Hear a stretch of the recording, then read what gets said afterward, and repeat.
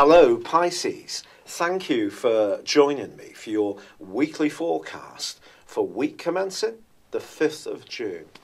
Your two ruling planets of Neptune and Jupiter continue to be very important players in the astrological picture that we discover this week.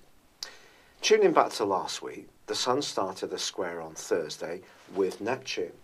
Now this is quite tricky because the things that are highly important to you in an individual way and how they work at a more emotional level, either in terms of the people that you live with, are very close to, your family members, or even your own personal needs. Some of the ideas you have as an individual may not mesh together quite in the way that's good for you, even though you may have a strong desire to pursue them. Now, it's not me telling you what's good for you, it's just what the stars are suggesting. Because Neptune continues to forge an obtuse quincunx with your other ruler Jupiter, which is located in the part of your scope that's very much to do with passion and the things you share at a very deep level. I think it's important, therefore, to understand that although the Sun and Jupiter forge a very positive link this week, which can lift us, motivate us, and give us a sense of possibilities, it is going to be important to be realistic about what's right for you in terms of your sense of security. So that's really the issue. You can follow your individual agenda, and you'd be quite right to do so, but do be sensory about it, listen to your gut instincts, and that will help to guide you. But there are two major changes this week which can be absolutely fantastic for you. The first occurs on Monday when Mars, the power planet, moves out of an awkward location where it's made you potentially at times a bit defensive or tetchy over the last 6 weeks and moves into one of its favourite zones, the 5th solar house. Now it has to be said, Mars moving into Cancer, as it does, is in its fall. So in terms of Mars's location, which of course is fiery, well, the wateriness of Cancer can diminuate some of that drive. But I think in terms of your solar horoscope, this is about drama, it's about self-creativity, it's about demonstrating to people how talented you are. It's going to up your vibration when it comes to your sex appeal, that's for sure. But also, on Tuesday, Venus, the planet of love, moves into the most beguiling part of your situation.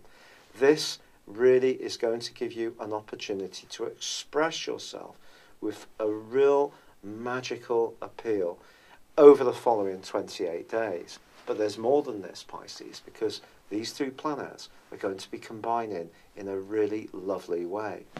I think the combination of these two is going to give your words greater gravitas, greater charm. Just your ideas alone could pull people to you. But also, you're just going to be given off a very alluring vibe, and that can pull all sorts of good things to you, either at a personal or professional level.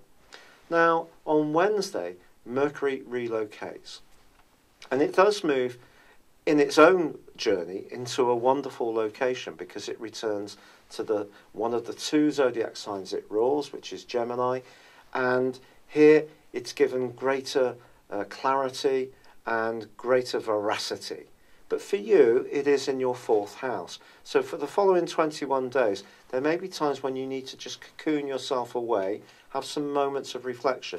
Remember, the Sun is already here, so it's just reinforcing that energy. But it's also asking you, again, to be in touch with what feels safe, comfortable, and nurturing in your situation. Thursday, however, is a majorly important day because Jupiter goes forwards after tracking backwards for 4 months.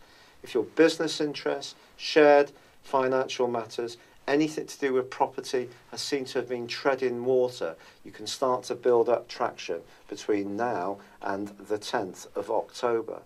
But there is a full moon, which occurs on Thursday too, and of course, in the sign of Sagittarius, you've had the limiting energies of Saturn for over 2 years. So you're used to a responsibility in that area.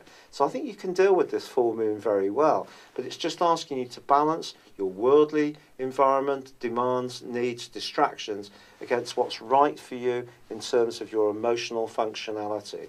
So if you're working too many hours and not getting home early enough, not having the downtime, not doing the things to restore and repair, that's what you're being asked to do in the following 2 weeks.